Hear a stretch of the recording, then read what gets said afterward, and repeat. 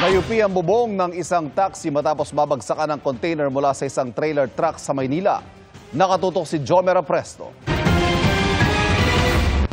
Pasado alas 12 ng hating gabi nang mahagip sa CCTV ang taxi na yan na nasa bahagi ng Abad Santos Avenue sa Maynila. Kakaliwa sana siya papunta ng Recto Avenue. Pero maya-maya, bagamat walang laman ng container, makikita ang yupi ng bubong ng taxi. Sa kwento ng 60 years old na taxi driver na si Lito, kabababa lang raw halos ng kanyang mga pasahero at pauwi na sana siya sa Taytay Rizal. Pinasadyos ko na lang eh. Kala ko nga magtutuloy-tuloy yung pagbagsak ng container eh. Para ako natulala eh. Tulala ako eh. Pagbaba ko nga, ramdam ko yung tuhod ko nanginginig eh.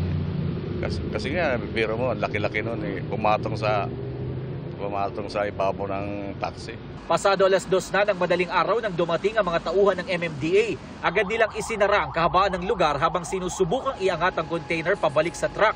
Bali, hindi na namin, wrecker crane, tsaka yung forklift ng MMDA. Matagal eh, kasi nag-start kami mga 2:30. Tapos mga 4:30 yata na natapos.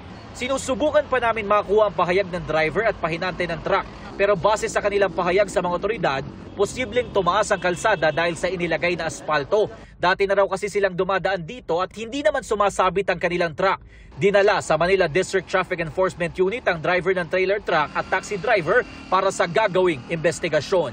Para sa GMA Integrated News, Jomer Apresto, nakatutok 24 oras.